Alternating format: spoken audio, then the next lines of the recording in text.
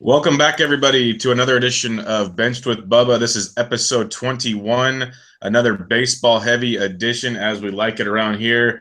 And tonight I am joined by a special guest, Mr. David Kerr. You can find him on Twitter, AskROTObaseball, also writes for Fantasy Alarm. David, how are we doing tonight? I'm doing great, Bubba. How are you doing tonight? I'm doing great. It's a pleasure having you on here. Just met recently, but I'm looking forward to it. Heard a lot of good things about you. Looking forward to getting to know you more after this and getting your baseball knowledge. Always nice having another baseball mind to talk with. So really looking forward to tonight. It should be a lot of fun. Yeah, I am. I am as well. I really enjoy podcasting. It's been a while since I've done one, but hopefully this will be the start of something new going forward. And I'm definitely looking forward to the beginning of the baseball season, especially the fantasy baseball season, as I like to think of it as my bread and butter when it comes to fantasy sports. So I'm ready to get going. Yeah, and tonight's episode, my last episode, we did a little Boston talk, a little Red Sox fantasy twist. Tonight's can kind of be a little Pirates fantasy baseball twist, and then we'll do some strategy later. There'll be a trend you're going to see in the next few episodes. So tonight with David, we're going to kick it right off. Pirates talk last year, third place in the Central, a little disappointment. McCutchen underperformed. Garrett Cole, injuries, underperformed. Underperformed might be the word. But when you have the Cubs in your division, it's tough to compete with that. A bunch of veterans didn't do a lot to replace them this offseason besides just what's in-house. How would you kind of rate their offseason from a fan's perspective on what they did to rebuild? Well, I like to start things off with a bang, so I may as well start off with a rant. How about that? There you go. The Pittsburgh Pirates have been a much better organization over the last 5 years at the major league level. There were things going on in the minor leagues prior to that, which set the tone for the major league success that they've had in the past couple of years. But it seemed like last year they finished the season with a losing record, and obviously it was going to be tough to overtake the Cubs in the NL Central, given how great they are. So I wasn't expecting a division win, or honestly not even a wild card spot. Maybe the wild card game, but maybe just squeaking into that game. Well, they didn't get either a division win or a wild card spot, and they finished with a losing record. So what does Pirates management turn around and do in the offseason? You'd think that they would want to improve the team. Well, instead they did absolutely nothing. They sat still and alienated their star player and face of the franchise in Andrew McCutchen, which certainly doesn't help matters whatsoever. But they lost. I mean, they didn't lose big names. Neftali Feliz, he's gone. Matt Joyce, Jeff Locke, Sean Rodriguez, and Ryan Vogelsong were their biggest losses. So it's not like they lost a whole lot. But the only things that they did to improve the team would be re-signing Ivan Nova, and signing Daniel Hudson, who will pitch out of the bullpen most likely. As far as a team grade goes, I mean, I could be generous and give them a C- because they did. They signed Nova, I guess, to be like their third or fourth starter, but probably like a D+ because they didn't make any splash whatsoever. We can talk about position players here in a bit, but when I discuss the Pirates with, and I live in the Pittsburgh area, so when I discuss the Pirates with people around here, I like to point at the Cleveland Indians, because the Pirates haven't had a star first baseman since Willie Stargell, practically. I mean, seriously, they've had a ton of guys that have just been blah, the Cleveland Indians went to the World Series last year, same size market, only they're committed to winning, which I don't think the Pirates are. We can talk about why in a second. But the Indians went out and signed Edwin Encarnacion. Same type of market. Pirates would never even dream of making a free agent signing like that. And wouldn't it be the right move for a team like Pittsburgh? I would say, probably, because they don't have power hitting first baseman, and John Jaso isn't going to cut it, and Josh Bell, who we will talk about in a bit, isn't a guy that is likely to produce big time power numbers. He's going to produce in other ways, but not with a power number. So to get this all back together now, I wasn't impressed with their off season at all, and it's basically they're headed into the 2017 campaign with the same team as last year, minus a few tweaks, or minus a few players that are no longer with the team, and they're just hoping for rebounds and guys to stay healthy for the full season. So not overly impressed in any way with their off season. Yeah, that's kind of the way I was looking at it, and I wanted to hear your perspective because, like, I live close to the Bay Area. I've been a lifelong Giants fan, and we take things pretty diehard here. And I know every fan base has their diehard nature, and I've been kind of adamant in years past how things have been handled in our backyard. So when they didn't do things, and when I went and put this outline together, I started looking at the pieces and the depth charts, and I'm looking at it going, wow, that's the same piece, and well, that's just a backup from last year I put over here. And then I'm looking at it going, wow, this is not what I was expecting to see when you're trying to compete with the Cardinals and the Cubs. And basically everything I'm reading, like you just said, is they're just looking for bounce backs. And we'll get into that because what we're going to come up to next is we're going to break down the main fantasy players that you might be looking to draft from the Pirates coming up here. And we're going to start out with the main piece, and you mentioned his name, and I want to get into him because this is the most on a non-fantasy perspective. First is Andrew McCutchen. He came out recently with his Players Tribune piece, which I thought was phenomenal. Everything about this guy, from an outsider's perspective, has always been top-notch to me. Maybe there's stuff I don't know about from an outsider's perspective, but he always seems like a class act. He's always been a really good ball player. He had a down year last year. That happens. He's a human being. They drug him through the mud this offseason when your name is basically in every trade rumor known to man. Basically, they don't want you around because they have a prospect in Meadows who we will talk about that they want to replace you with. And then all of a sudden they're going to put you in right field without talking to you when you're the franchise. There's a lot of things that they basically are telling you they don't care about you much anymore. So to come out with this article, and if yet I will link it to the podcast article. I highly recommend reading it. It's straight from his mouth. What I want to know from you, David, in the Pittsburgh area, how is this all going over there? Like, what's all being said from like the fan base about how he's being treated? Are the fans all on Andrew's side? Or some people actually seeing it from the franchise's side? I'm guessing the fans are seeing it from Andrew's side, but I want to hear what you have to say. Oh, absolutely. I mean, the vast majority of the fan base is sided with McCutchen. I mean, I would say probably 90 to 95%, because the reason for that is not only because it's Andrew McCutchen. I mean, he is the face of the franchise. He's the best player we've had in Pittsburgh since Barry Bonds. The reasoning is because upper management is so hated in this area, and it's not their GM, Neil Huntington. I mean, he's been a good GM for them, and he has worked well within the parameters provided by upper management. And by upper management, I mean their owner, Bob Nutting, who is for lack of a better term, he's a colossal prick.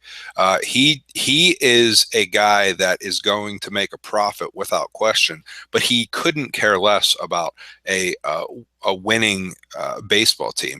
As long as people are coming to the stadium on Friday nights and Saturday nights and packing it, and then on Sunday afternoons, the rest of it is just icing on the cake. And I truly mean that. I mean, obviously he probably wants to win, but he doesn't care, and no one could point me in a different direction. There's franchises out there, they want to win. I mean, I mentioned them earlier.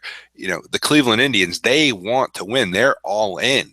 They went out and made a big time free agent signing this year, and could Encarnacion put them over the top? I mean, there's a good chance, that they could be right back in the World Series next year.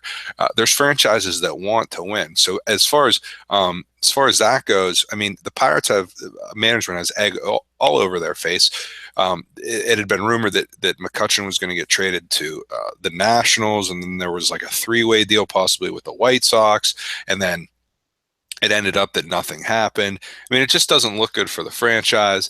It doesn't show. It shows a lack of respect for the franchise player, which is a real issue. And he wrote this article for the Players Tribune, and I think the word class is overused, especially in the sports world. But it just shows how much class Andrew McCutchen has as a baseball player and as a human being. He doesn't want to play right field, but he's going to do it, and he's not going to complain about it. At least not where the fan base can see. So I side with McCutchen 100%. He doesn't really deserve this kind of treatment, and I think I think also that to say he is in a free fall as far as his production at the plate goes, I think that's just crazy. He had a bad year. He was dealing with some injuries. And I think you're going to see a guy that is laser focused this year, whenever the 2017 season begins.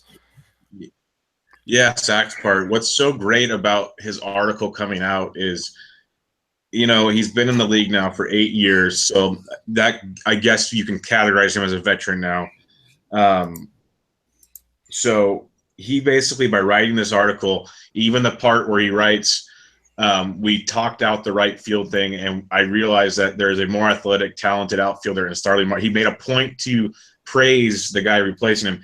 He makes all these things in there to say things to get out in front of the media that could just firestorm this whole thing. Everything he did in this article, he basically fell on the sword for the screw-ups the franchise made just for the team season now, and he'll deal with the team later on in their own time, basically. And that shows you a lot about this man, which is pretty darn. That's why I said people need to read this article. It's impressive that he came out and wrote this before people could run with this whole thing. Oh, absolutely. I read it as soon as it was posted. When I saw it came out. Just looking at Facebook posts and Twitter posts from people that are from the area that are baseball fans, not even people within the fantasy industry, just regular old fans. Kutch has a deep, loyal fan base, personally. And, if they let him walk at the end of the year, they trade him at midseason. Everybody in this area is going to be upset. But I understand baseball is a business, and you may have his best years out of him already. I just can't see Pittsburgh re-signing him. But stranger things have happened. You may see prior to the start of the season they sign him to an extension. Who knows? He says he wants to stay in Pittsburgh. It could happen. It's not out of the realm of possibility, but we shall see. Maybe he likes Pittsburgh enough. He starts realizing, hey, I'll stick around and I'll take a little deal. Who knows? I think what if they win, if they're contending around the All-Star break, that's the conundrum the Pirates are in. If they are competing at the All-Star break within in a playoff spot or very close to it, it's going to be hard to trade him at that time. So, and that's the hope, obviously, at least for Pirates fans, is that they're going to be competing. So we'll see what happens as the season rolls along. Okay, now let's move to kind of the fantasy twist of this. We kept saying he had a down year, and I'm looking at his numbers right now. Okay, his average is down. We're used to him hitting 290, 300. He hit 256. But his homers, 24 homers. He's been a 20 to 25 guy. His runs, he's been about a 90 to 100 run guy. He was 81, so he's 10 off. His RBIs were down a little bit. So all in all, RBIs and batting average struggled. But in the grand scheme of things, he didn't, I guess, struggle a ton. But, yeah, for cut standards, it's a disappointment. Where you had to draft him was a disappointment.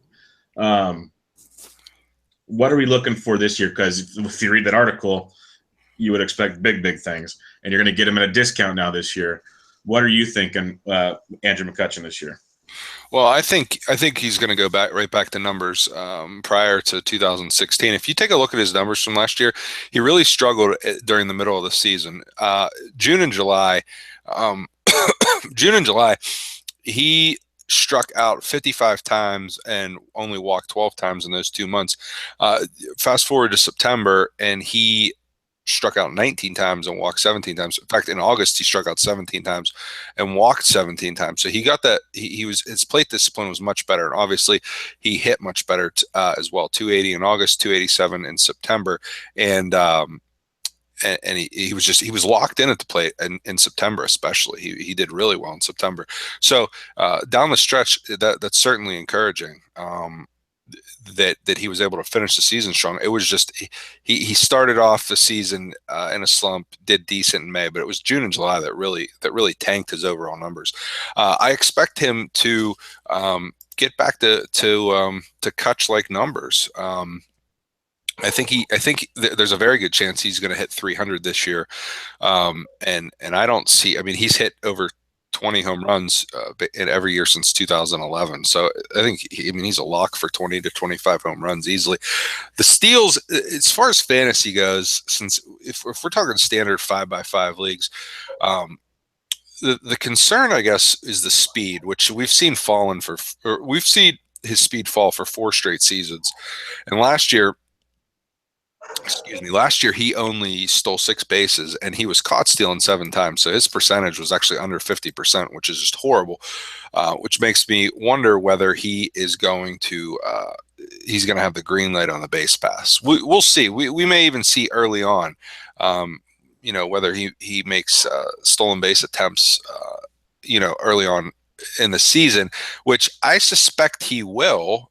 If he gets on base at a 370 or higher clip, I think if he's on base, he's going to run more. So I expect him to get maybe back in the 15 range in steals and hit 25 home runs and probably bat 290 to 310, which it seems reasonable given his career numbers. And I think he's very motivated, which is another key factor. I think he's very motivated this year. So I expect a solid bounce back. And I mean, it looks based on some ADP and some mock drafts, and especially check out the mock drafts at fantasyalarm.com. Howard Bender does a really good job.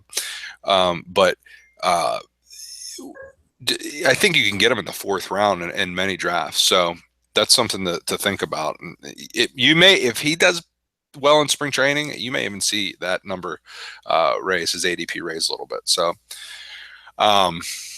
yeah, I mean, I think he's going to have a solid season this year. Yeah, I definitely see the average coming back up, which will definitely lead to on base, like you're saying. You said the plate discipline in the second half, which will lead to the on base as well, which obviously if you're on base, you're going to score more runs, which makes more sense, you'd imagine. So I think he will run more because, as you said, the first half of the season, and he was banged up a lot. So he's not going to run as much when he's banged up. That's just common sense most of the time with these players, especially as they age. The only thing I'm wondering if these speedsters are put in front of him now, if they're going to run him as much. But I think if they're contending, he'll be running. So that'd be another factor, like you're saying. The cliche thing we could always look at, if you want to be cliche and not even look into stats, it's a contract year. So you could play that game.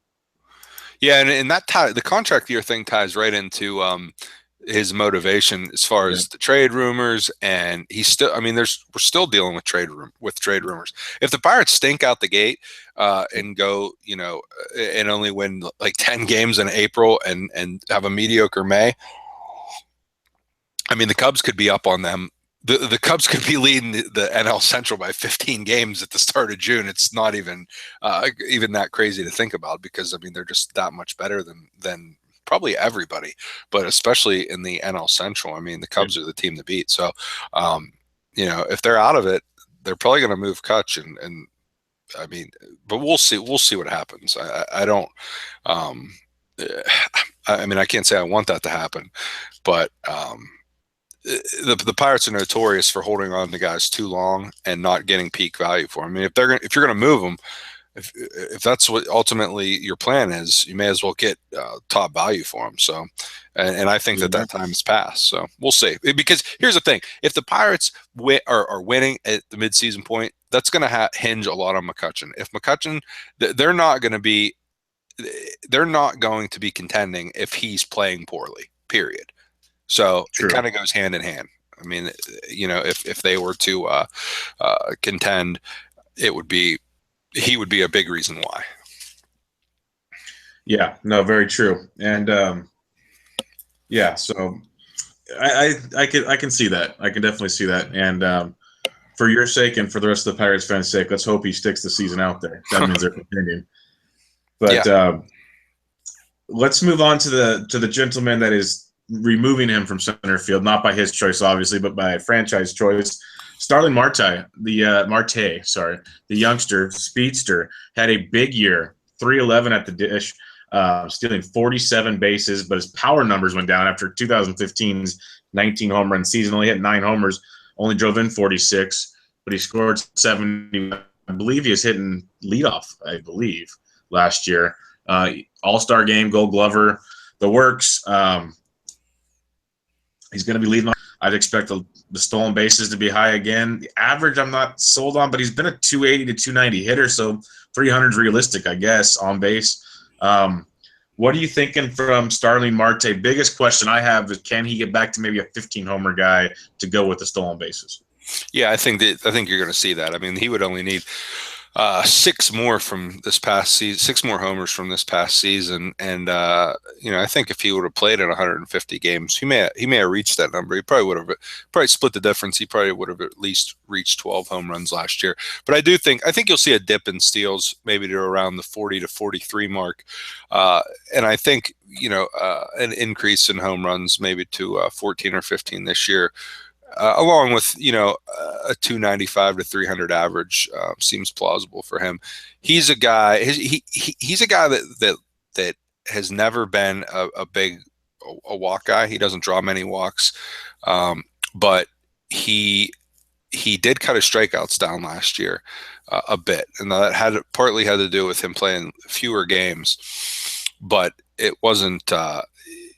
It wasn't crazy. He only played, I think, 23 less games than he did the prior season. So you're probably going to see him strike out around 115 times, which is about normal. But what we want to see from him is that continued high average and an increase in power, because the stolen bases are going to be there. He has the green light on the base paths. As far as what he's going to do in the field, they moved him to center field because he's an excellent fielder. He's the 2-time Gold Glove winner back-to-back, 2015, 2016. More than likely will probably win another one this season. And he's a better center. He's a better fielder than Andrew McCutchen. And even though McCutchen doesn't want to move, but he has to, obviously, it's probably still the best move for the Pirates. For the team. From a defensive perspective. So I'm okay with that move, even if it hurts Kutch's feelings a little bit, but he'll get over it. That's not a big deal. Yeah, definitely. Right now, he's the top outfielder of the trio, going on Fantasy Pros average draft positions through the 3 sites they average. Right now, Marte's the 7th outfielder off the board, 22nd overall. You got Kutch at 19th. Outfielder, 59th overall. And the guy we're going to move to next, a big guy. I really, really like this guy. I almost put him in our breakout spot, but I felt bad because he was one of my breakout guys last year. Gregory Polanco, he currently is the 20th outfielder right behind McCutchen, 67th overall. Definitely did what I was hoping he would do last year. The power showed up, double, started turning into home runs, as I was hoping. He upped it to 22 homers last year, 9 to 22. Didn't expect that big of a jump, but so I don't know if he's going to be able to do too much more. I'm hoping the average kind of goes up a little bit, but I'm kind of thinking he might be there. I like this kid a lot. I'm thinking 2020 type guy, maybe about 270 if the average can get up.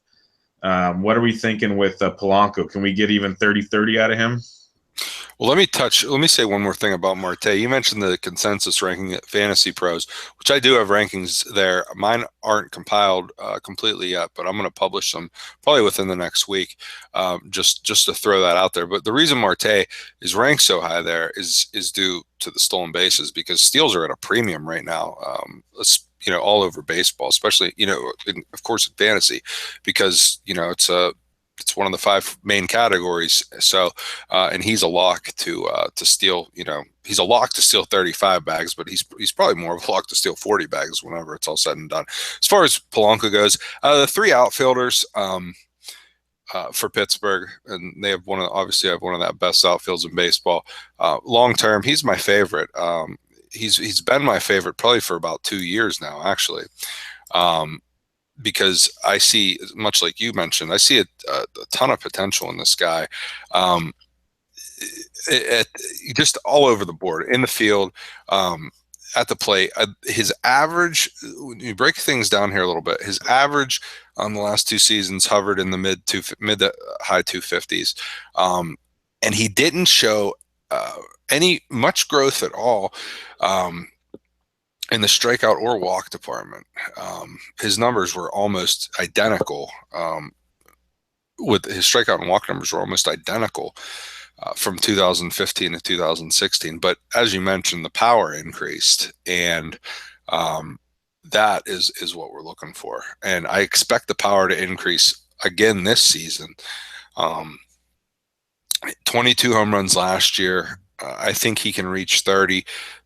The question here, the other question here is with the steals. He stole 17 bags last year. I expect that number to increase as well, because I fully expect at some point we're going to see Polanco hit 280 and settle in that range, for several seasons in a row. And if he can reach that number this year, his numbers across the board are going to look much better. Power, steals, and average, of course. If he does that, the RBI and run totals are going to be much higher as well. So when I was suggesting top 20 outfielder, would you that would obviously give you top 20? Would you rank him closer to top 10 then, or is he not quite there yet? I wouldn't go that far yet, because there's a lot of really good outfielders. You look at guys like let's throw a name out like JD Martinez.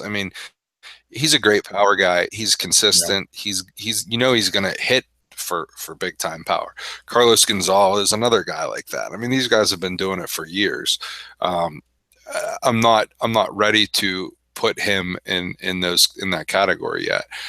But even guys like I pulled up the Fantasy Pros rankings, and I'm looking at like just the consensus ranking here for outfielders. And like, I don't know that I would have Polanco ahead of a guy like Mark Trumbo, just based on the fact that Trumbo is going to hit probably 40 home runs.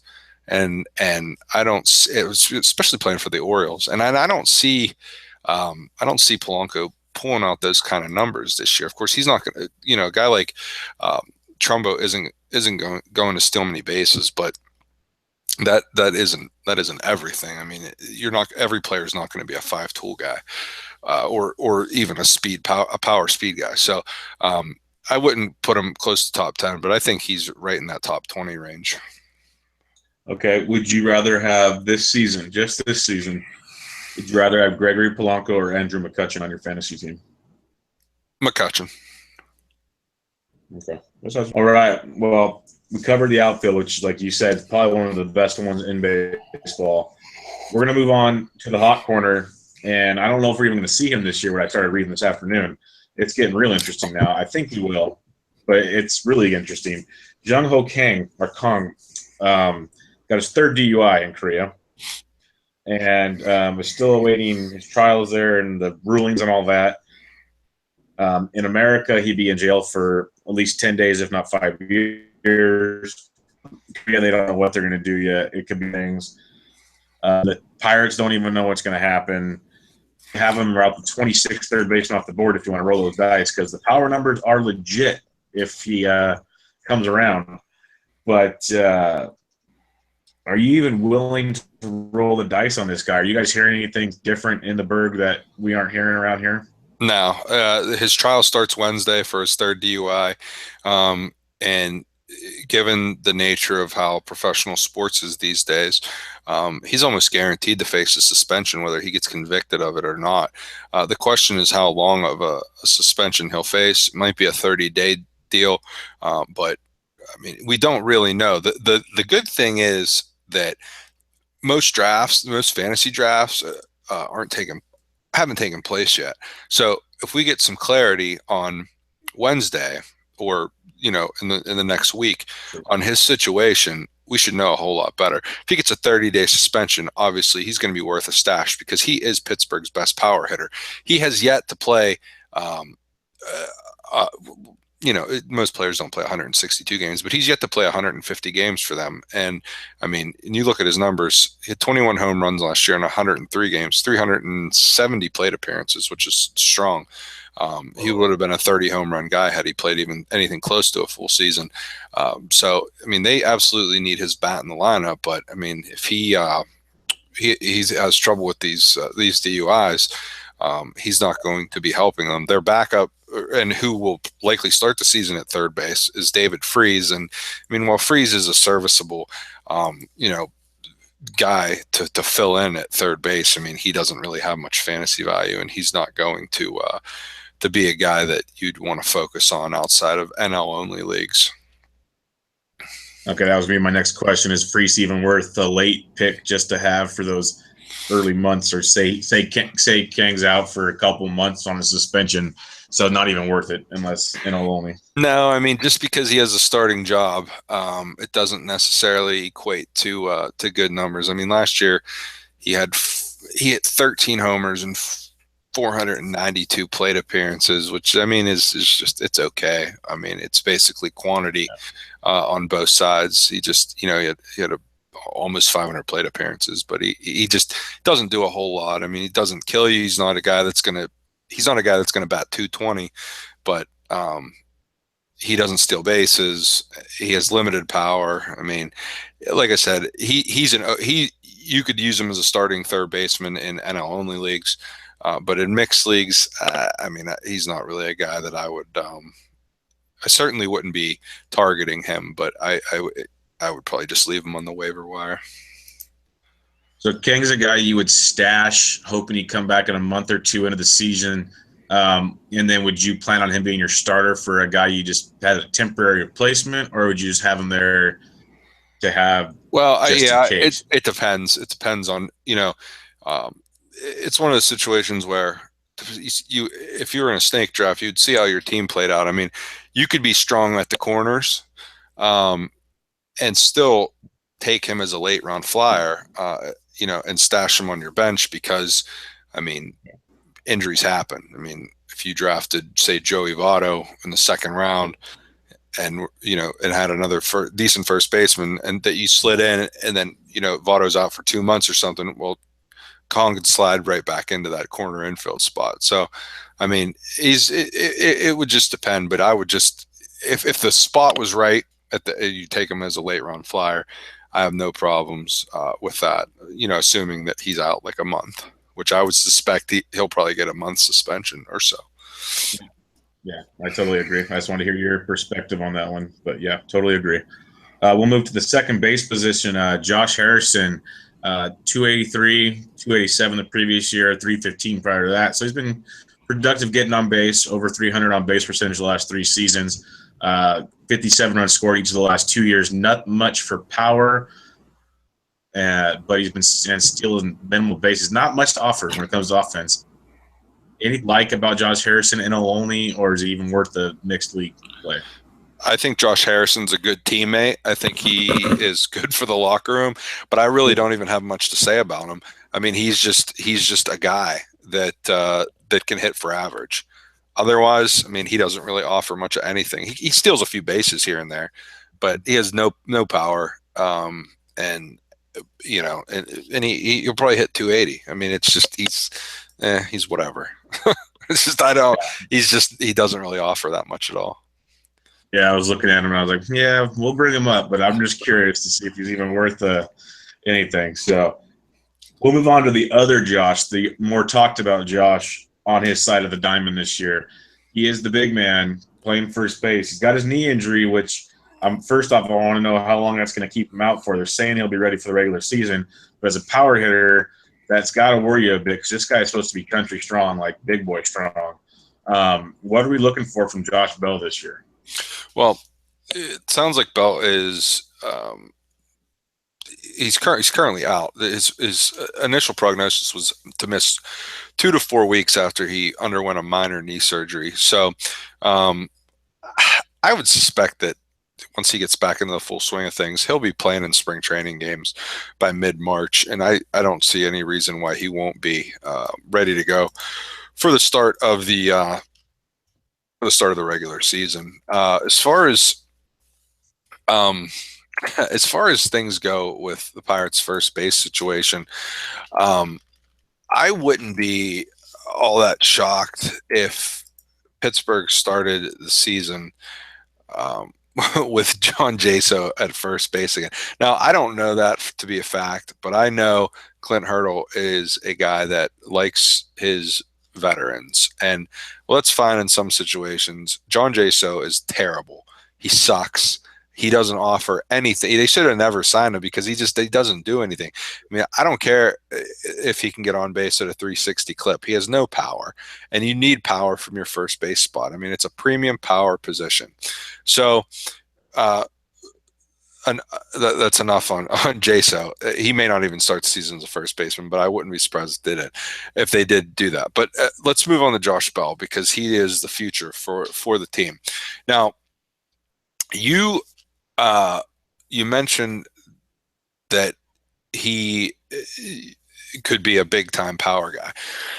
I think that he could be down the line, but right now I view him as a guy that will be a doubles machine. Really, I think he has good gap power. He has a great walk rate. He doesn't strike out that much, which, I mean, okay, so for instance, for the Pirates last year, he played in 45 games, 152 plate appearances, struck out 19 times, walked 21 times. That's outstanding. Outstanding for a player. Yeah, it's fantastic plate discipline, and I mean, you see it all through the minor leagues.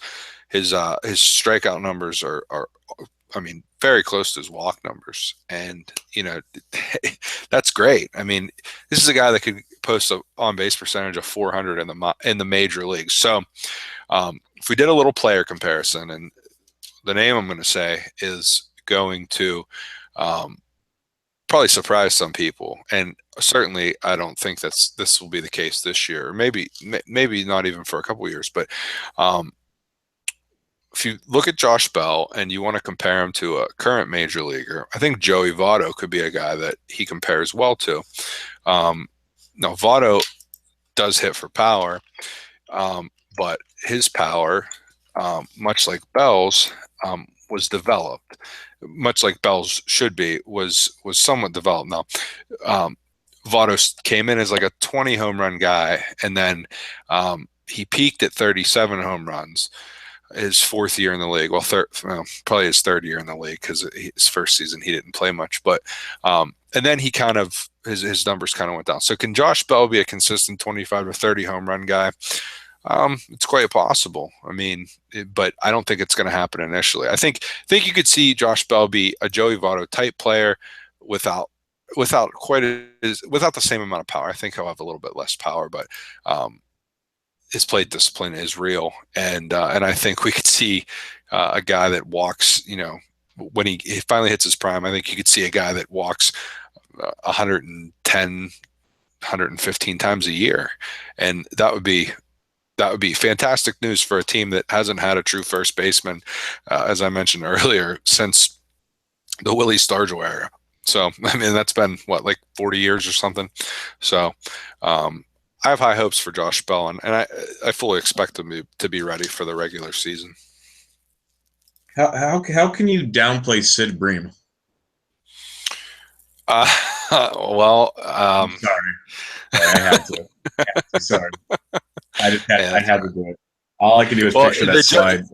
yeah, the joke doesn't hurt as much because the joke doesn't hurt as much now because you know, the Pirates broke the 21-year losing streak and made the playoffs a couple times. So it's not quite as bad now. But if you would have said that like 4 years ago, I probably would have said you're a dick. So yeah, I probably wouldn't have said it. I probably wouldn't have said it either. But I was just thinking. I always just picture that slide going, "Oh my goodness." Yeah, we'll move on. Guy in the league, but that's all right.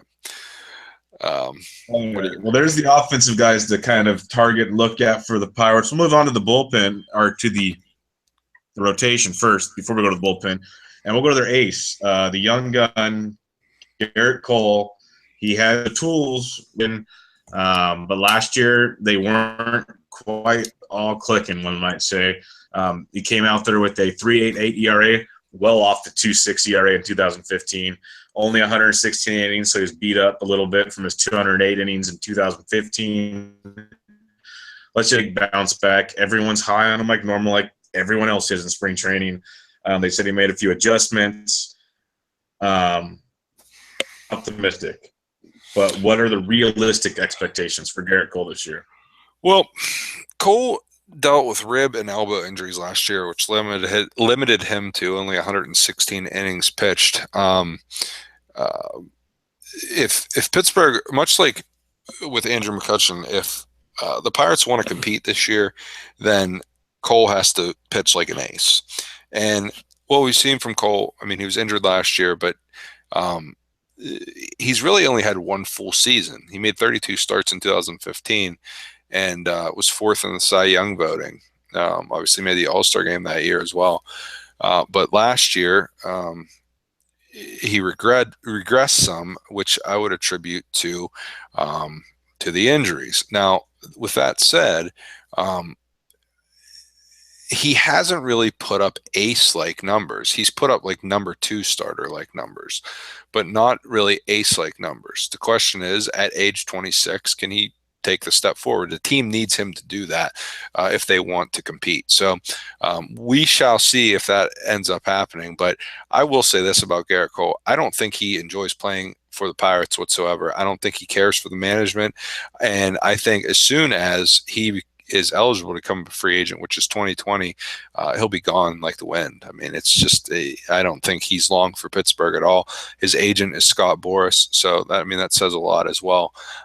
This is me just being speculative, but I fully believe that if he could be playing for another team right now, and he had a choice in the matter, he would be somewhere other than Pittsburgh. Last year, I think it was last year, he tried to get an extension or something. They basically laughed at him and said, "No, you'll take your minimum or whatever you're due, and we'll walk away. We'll talk about it when your contract's up." Yeah, which because exactly. I mean, that's exactly it. I mean, they don't have a good track record of dealing with players, the way they should be treated, and I just don't think Cole really cares to play for Pittsburgh. So. Yeah. Who knows? We'll see.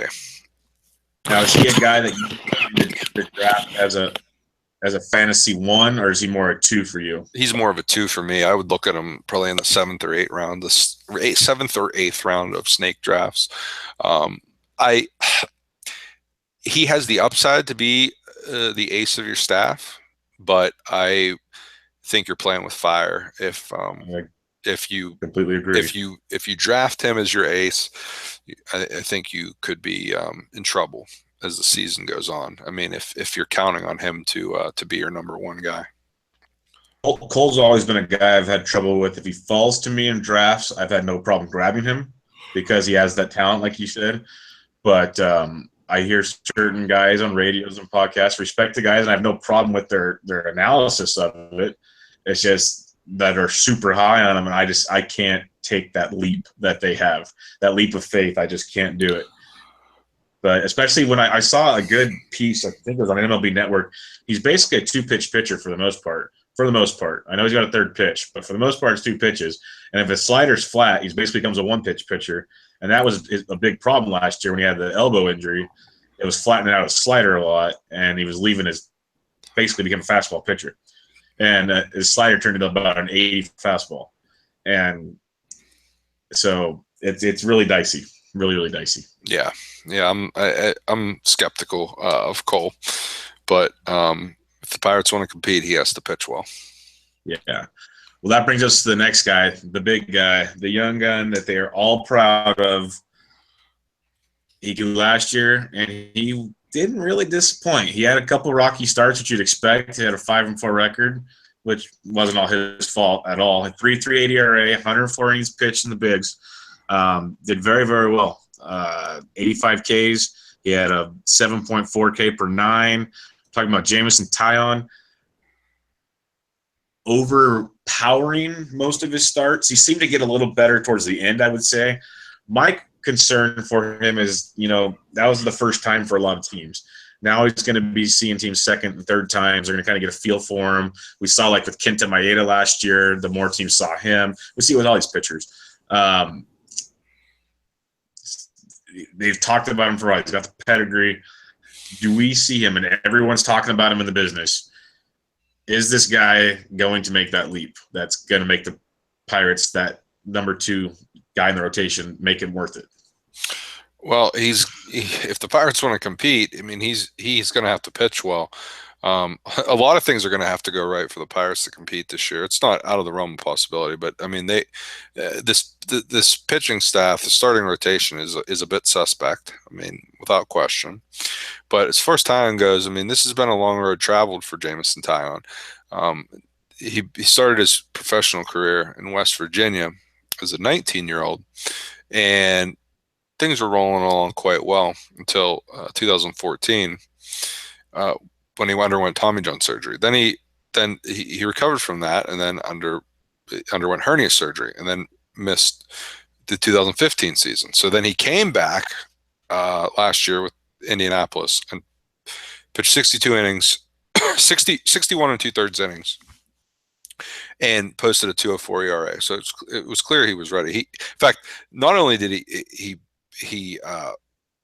pitched, posted 2.04 ERA, but he struck out 61 batters in 61 2/3 innings and only walked 6. So his control was impeccable. Okay, so then he got moved up to the minors. But this is a guy that's only 25 years old.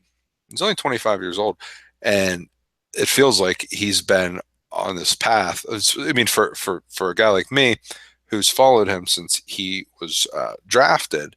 It feels like he's been on this path to the majors forever, but he's still only 25. So, if he can avoid the injuries, which he did last year, no question. He pitched 165, almost 166 innings last year total. So he's ready to make that jump into like the 180, 190 range. So I see a guy that, that would probably be in like the 3.65 ERA range. I don't think he's going to strike out a batter an inning. But I think he could strike out, maybe like, maybe his K per 9 would sit around like the 8.0 mark, with, decent control. So that's really, if he limits the walks, I think he can be a solid major league starter. But as I mentioned, the Pirates want to compete. He's going to have to have that breakout season. I mean, because the rest of the rotation, I'm quite skeptical about.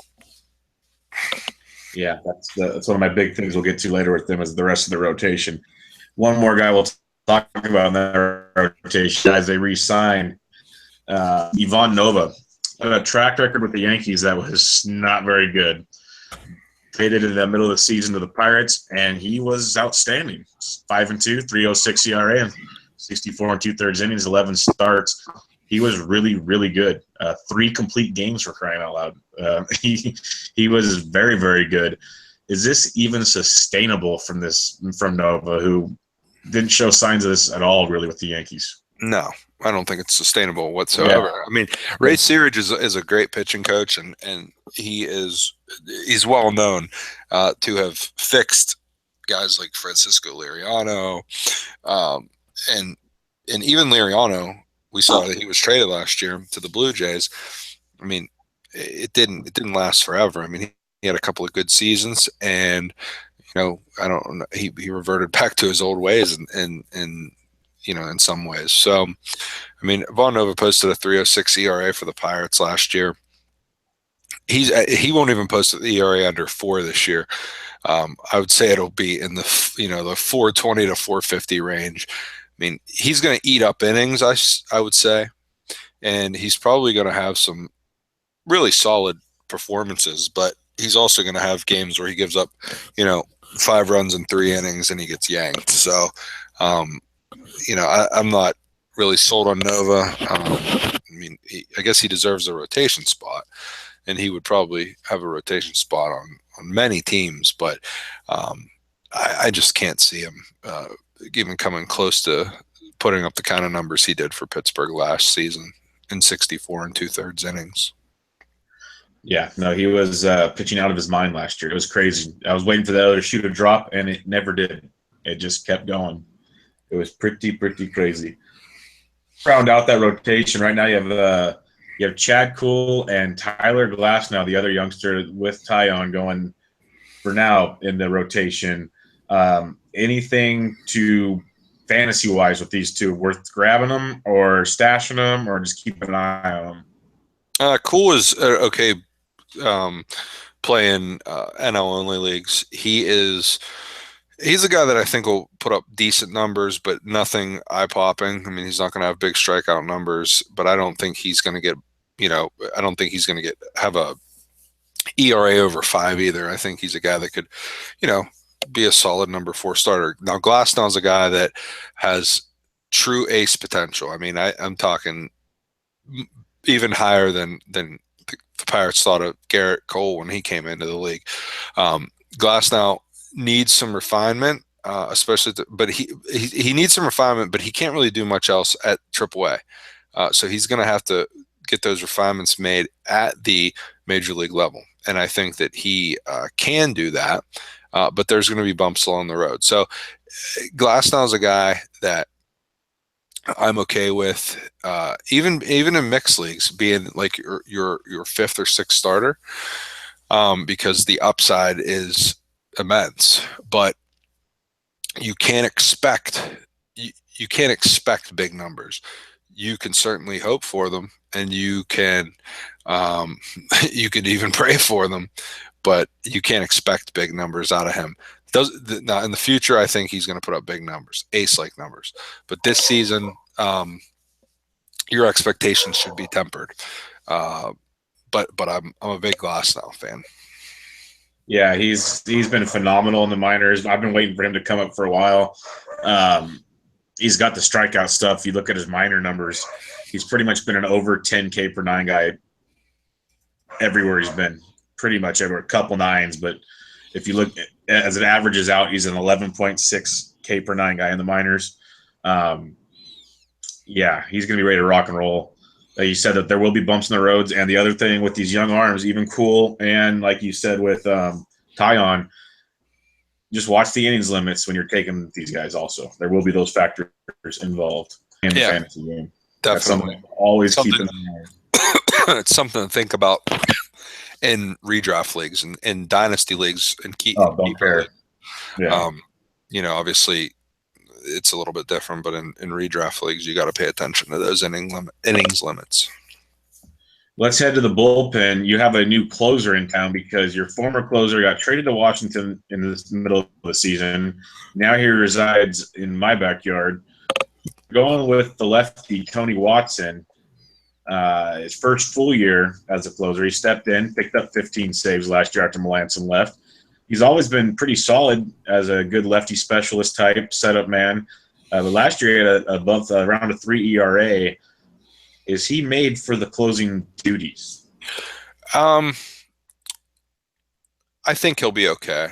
I mean, it's hard to say. He was great as a lefty specialist, as you mentioned. I mean, he was a guy coming in to get left-handed batters out, and he performed very well in that role. But the closer's role is a little bit different because he's going to be facing majority right-handed batters. I mean, the majority of majority of hitters are right-handers, so he's going to be facing a lot more righties, and because of that, I fully expect the ERA to be, a little bit higher than it had been.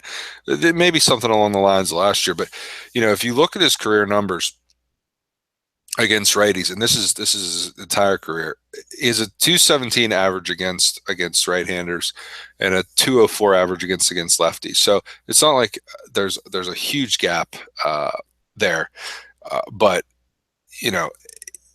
he is a guy that's going to be put in that role, and if he falters, they're going to have to look in another direction. Just to throw names out there of guys that would be next in line: Daniel Hudson,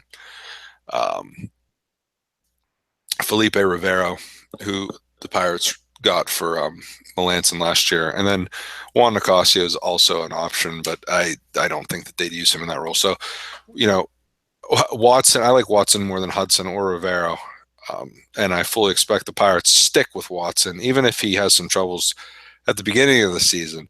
But based on his track record, I don't think he's going to have that many issues. I think he'll be a fine closer for the Pirates.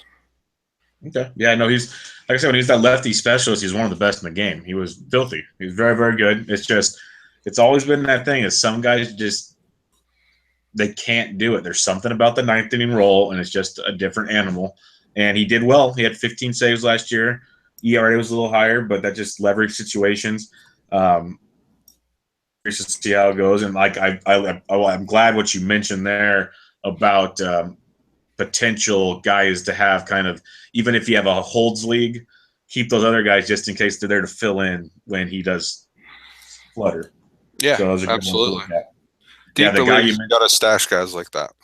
Yeah, the guy you mentioned that they got from the Nats, that might be a really good one to pick up. Yeah, the Pirates thought enough about Felipe Rivero to give Mark Melanson up for him, but I think Watson's going to be the guy, with Rivero probably the next guy up if he fails. Cool. All right, last name we're going to go with here is pretty much their top prospect for the most part that's not already pitching for them or playing for them is Austin Meadows, the guy basically that they're trying to trade McCutchen so they can put him in the bigs. He's a phenomenal prospect. He's mashing it all over the minors. What are you expecting out of him? Because until they trade someone, there's no spot for him. But do you stash him now just in anticipation in a redraft league? Because in dynasties, obviously, this guy should be swooped up somewhere. And then say he gets a shot. What are you expecting out of this kid? Well, he has a lot of work to do. First off, he made the jump from Double-A to Triple-A last year, and he didn't do so well. He only batted .214 in 145 plate appearances for the Indianapolis Indians. So he has some work to do as a 21-year-old. This is clearly, I would assume, the heir apparent to Andrew McCutchen. It's been well known for years. So he's going to have big shoes to fill. And when he fills those shoes, he needs to be ready. Because if it comes out the gate and he stinks, and I'm talking initially, if he stinks, it's not going to do much for his psyche, in the sense that he is going to replace a guy that is a fan favorite and that has been the leader of the team for the last 8 years practically. And so he's going to start the season in Triple-A, and he's going to hone his craft, and he's going to get better, hopefully get better. And when the time comes for him to replace Andrew McCutchen, which we all assume, hopefully he's going to be ready to do that. But that's not going to happen. I don't expect to see Austin Meadows up until mid-season, and that is only going to happen if McCutchen gets traded. If McCutchen doesn't get traded, he could spend the full year in the minor leagues. I don't think that that's out of the realm of possibility. And that's not the worst thing. I'd rather have him get every day at bats there instead of sit on the bench and pinch hit once in a while. Yeah, I mean, he's only he's 21 right now. He doesn't turn 22 until the beginning of May. So, I mean, he's gonna, he'll be 22 this year. So, I don't think a full season or close to a full season at AAA is going to hurt him. I think it could do a lot for him for his future. Definitely. Are there any other Pirates prospects that might have a fantasy impact this season to keep an eye on that we didn't talk about yet? I couldn't see any on the list, but maybe you know. As far as an impact this season, no, I don't really see anybody. I mean, maybe one guy that I'll throw out there, and this is a long shot, but I at least have to give you something here, is Nick Kingham. He's a guy that he's bubbled around the minors. He's been a top 100 prospect before, but that was back in 2014, 2015. He pitched last season. He only pitched in 10 games, but he was at 3 different levels. Rookie league, high A and double A. And that's because he was, coming back from injury. So, if he can get it all together again, I mean, he's a guy that you could see that would make a spot start here or there. But he's not really a top prospect at this point. So, I wanted to give you a name. He's a guy that could, maybe be a stopgap, or if somebody goes down with an injury, they may bring him up. And if he performs well, he could hold down a spot in the rotation for a couple of turns. But as far as anyone else, it seems like most guys are, most of their top prospects are about a year or two away still from making an impact at the major league. Right. That brings us to the moment of truth. Season outlook for the Pirates. Seems like it's pretty dependent on that rotation, especially the top 2. The early over-under win-loss total is 85.5. Do you have the over or the under on the Pirates? The under. That's what I did in my write-up earlier this year as well. And my sole biggest reason was that pitching staff. Oh, it's yeah. Just absolutely. Way too dependent on that pitching staff. It's just crazy. Like I said, if the Pirates want to compete for a playoff spot, like McCutchen has to bounce back, Cole has to pitch like an ace, and Taillon has to be a solid number 2. If one of those 3 things doesn't happen, they have no chance. No chance of making the playoffs. Or, I mean, if all 3 of those things don't happen, they have no chance of making the playoffs. Yeah, I was about to say they have to have all 3 things just to have a chance, and that's just to have a chance. It's just crazy. Like when we started out, the fact they didn't do anything this offseason is just mind blowing. But not surprising. Well, then who do you have? No, not surprising. I understand. Like with the Giants before they made their runs 5, 6, 7 years ago, they did this for many off seasons as well. I understand. Who wins the NL Central? Oh, the Cubs, easily. Okay, that's want to make sure. They'll have it wrapped up by the All-Star break. Yeah, that was a chip shot, but I ask every guest I ask every guest for their divisional winner. That yours is pretty easy. Yeah, that's so an easy one. If it was another division, it would probably be a little bit tougher. But that one's an easy one. Definitely. All right, baseball talk. Here's some quick hitters or so. Some fantasy preferences. I kind of ask all my guests this because it's kind of interesting to get some different guys' opinions that are very knowledgeable in the industry, especially for people kind of listening. They're new to the game. Do you prefer head-to-head versus the roto format? Roto format, because it's more traditional and it's more realistic. I mean, the fantasy baseball is a grind. It's every day. It's a lot of waiver scout. It's a lot of scouting on your waiver wire. It's a lot of reading, a lot of listening. And if you want to win, you have to pay attention and you have to make moves and you have to know what's going on all over the majors, and you have to be ahead of the curve and ahead of the game. And while head to head is fun to play with your friends and bragging rights or whatever. I don't really get into any of that, but Roto is the purest form of fantasy baseball. And I've long preferred it. So yeah, I'm a Roto guy. That's the Twitter name, AskROTObaseball. Yep. No, I'm with you. I had to ask you, but I once I saw your name, it made a lot more sense. But yeah, I when I first started out, it was head to head, and it makes sense because all like the newbies with baseball is because you always played football, and that's the football format. Right. So you play head to head. The second I found out about rotisserie, I was like, why have we not played this? Because this makes the most sense.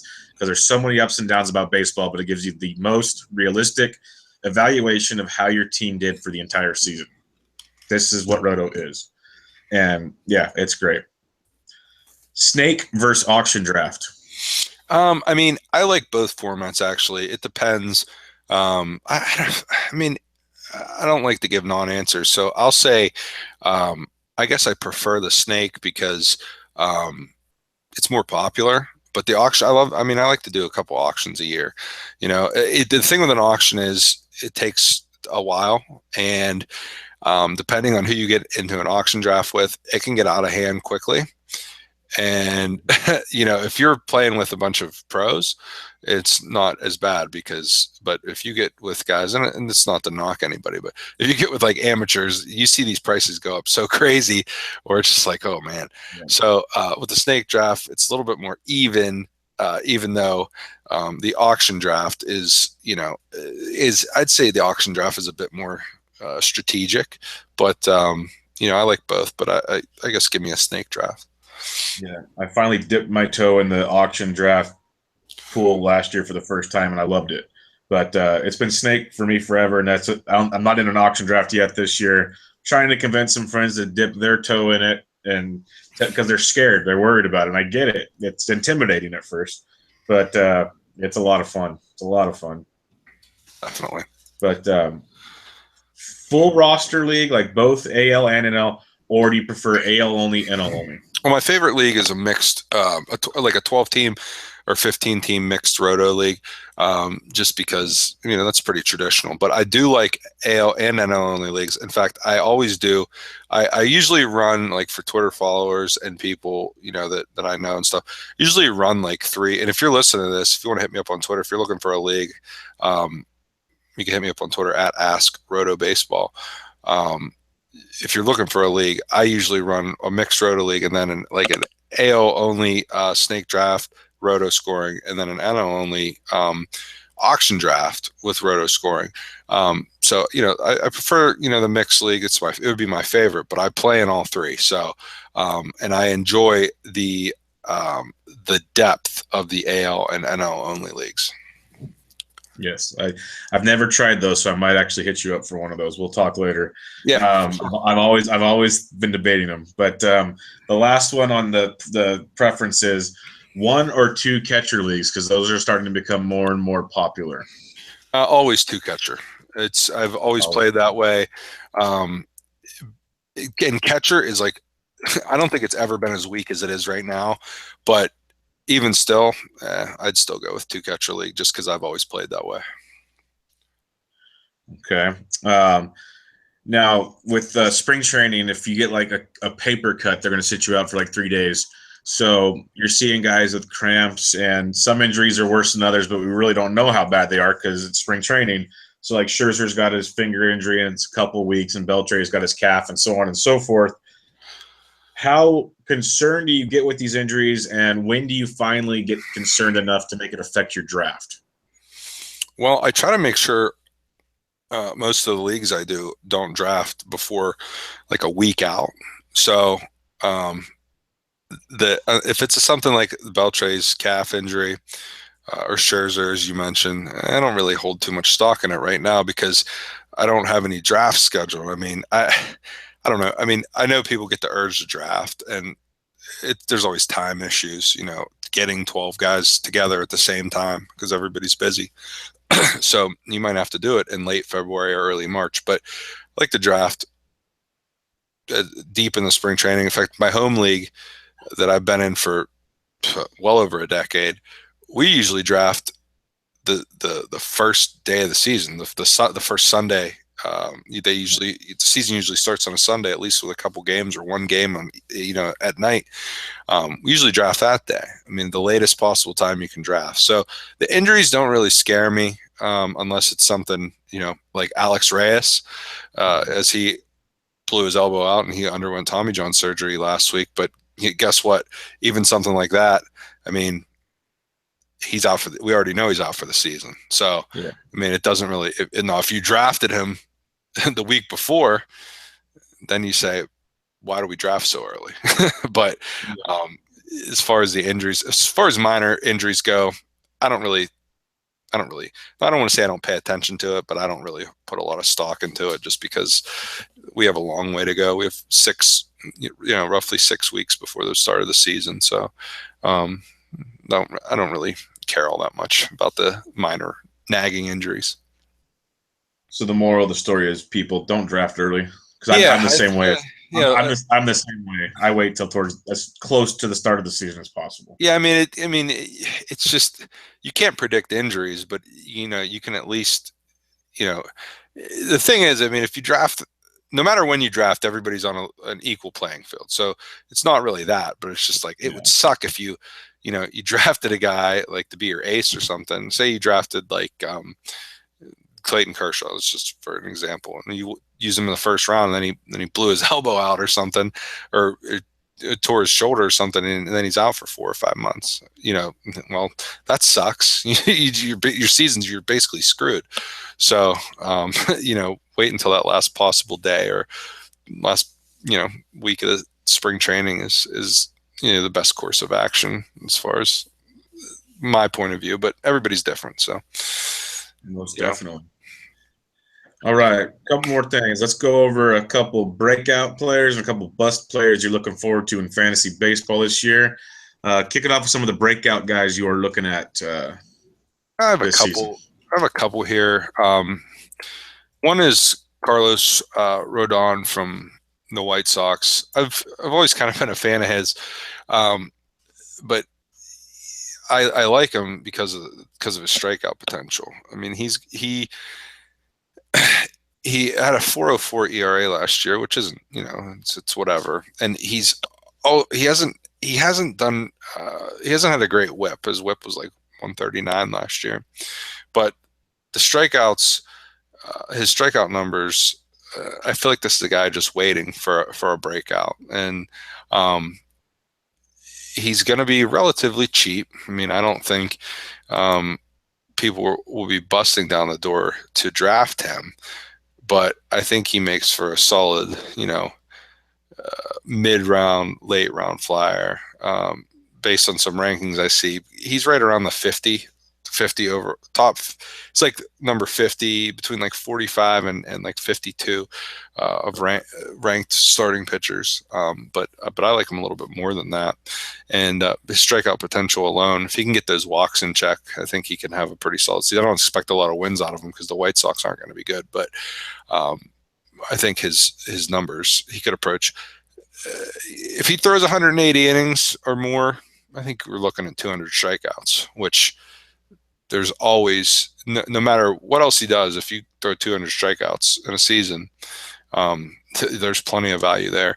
Another guy I like is David Dahl from the Rockies, mostly because he's playing in Coors Field. That increases anybody's overall numbers.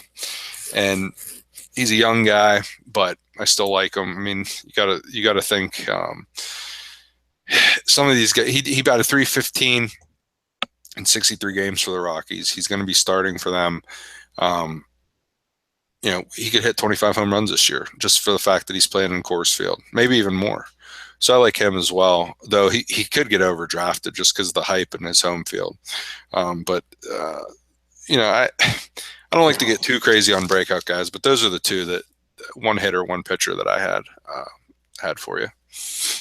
Yeah, I really like Dahl. I had him circled as a potential guy to look at. I have quite a few, so I'll just pick a couple because I just got crazy when I was looking at him. One that I really like, and he had a good year last year, a really good year last year. So I guess he might not categorize him as a breakout, but based on where he's getting drafted, He's currently ADP wise, he's the 19th third baseman going out, 163 overall. Is Jake Lamb in Arizona. I know he had 29 homers and 91 RBIs last year, batted 249. I think that average is just going to go up.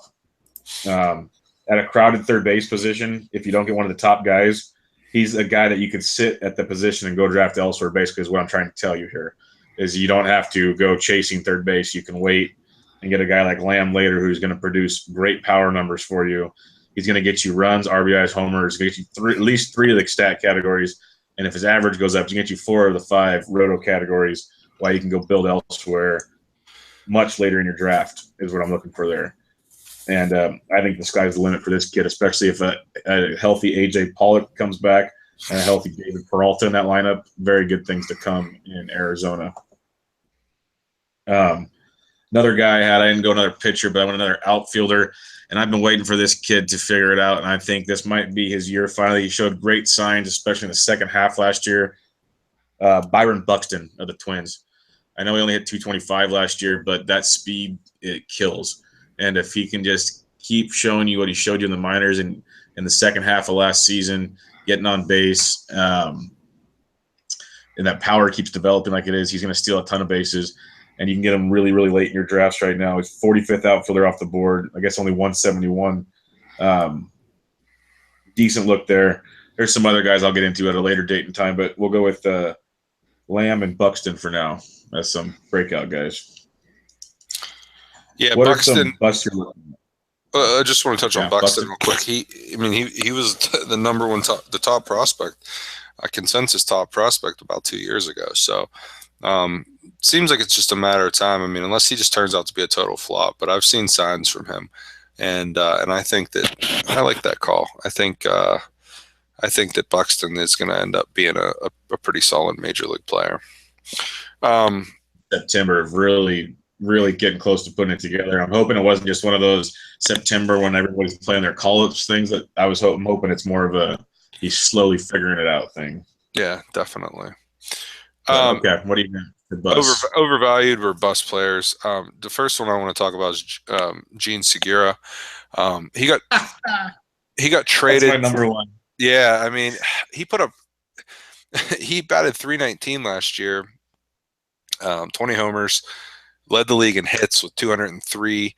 Let's see, stole 33 bags. I mean, I think the steals are for real, but the power is going to drop from Arizona to Milwaukee's a hitter's park, and he never hit for power there. Arizona's a little bit better hitter's park, though not as much as people think. And he hit 20 last year. There's no way he's going to hit 20 home runs again, especially playing in Seattle.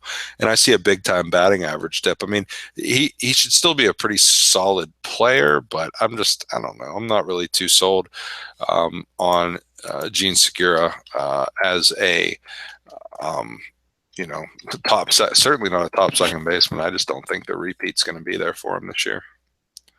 Yeah, people are still pretty high on him, and I can't figure. I'm 1,000% on board with everything you just said. That's been my breakdown on my second base rankings, my shortstop rankings. People have him in their top 10. Some have him almost top 5 at second base. I do not see it at all. But more power to him. If they want to take that pick, I'll gladly watch them do it. But yeah. Did you have another one?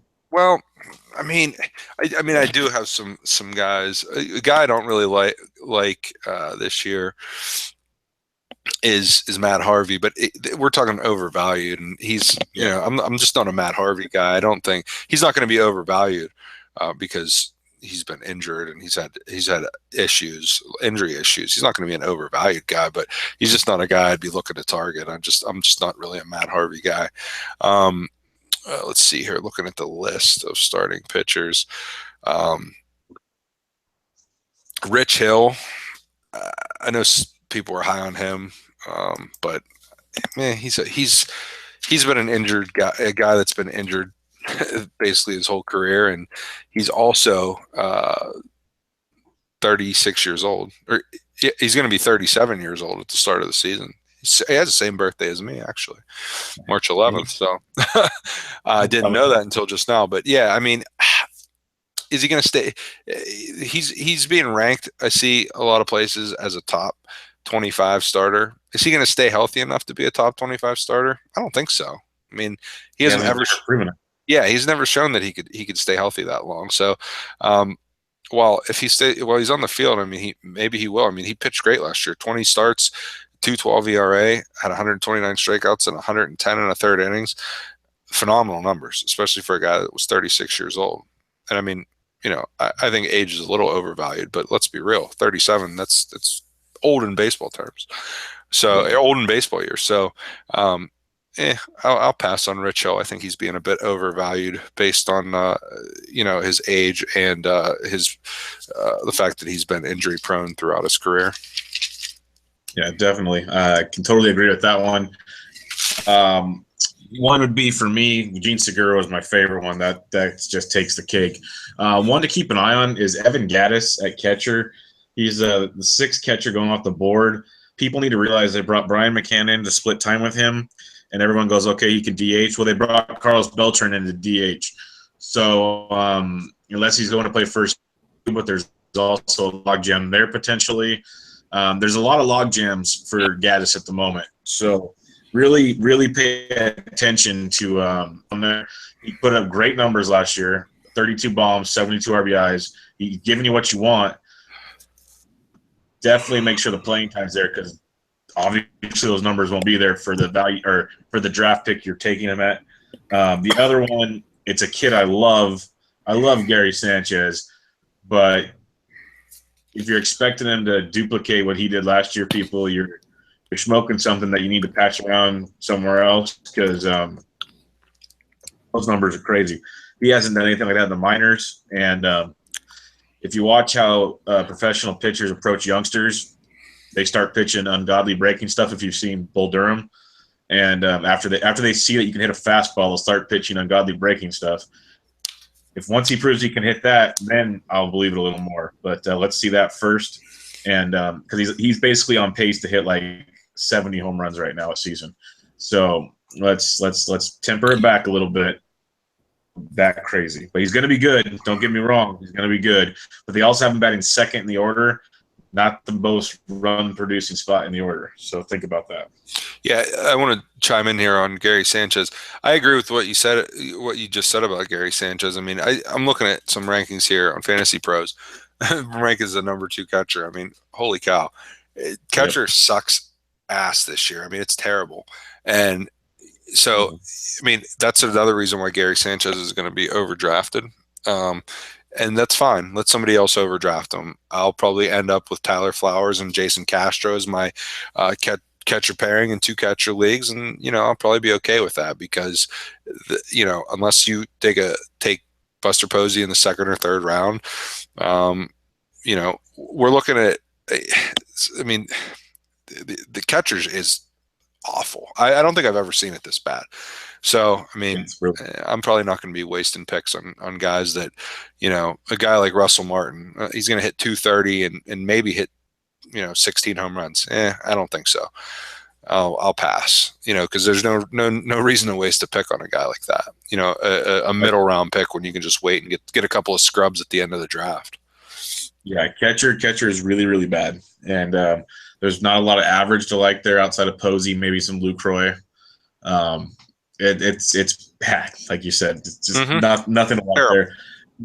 People drafting early. I've never been a draft catcher early guy for the most part, and it's really hard to justify it this year. Okay, catcher is usually a bad position, but it's exceptionally bad this season. I mean, goodness gracious, it's awful. So, whatever your strategy is, I'm just I don't know. I'm probably just going to punt the position completely.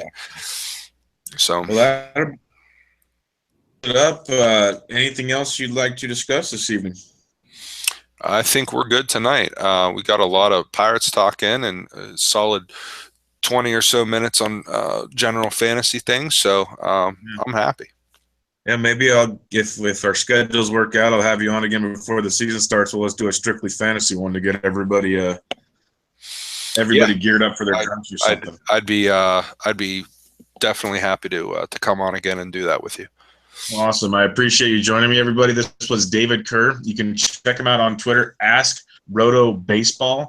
Remember, he said he has 3 fantasy leagues: mixed league, AL only, snake draft, and then an NL only auction league. You can check out his work on Fantasy Alarm, and he'll have some other stuff coming out he was talking about down the line here. Thanks for joining, man. I appreciate it. That was a lot of fun. A lot of fun. Yeah, thanks a lot. I had a great time, and hopefully I'll talk to you soon. Everybody, this was Bench with Bubba, episode 21, Pirates Talk, Fantasy Baseball. There'll be more to come down the road. Thanks for listening. We'll catch you guys next time.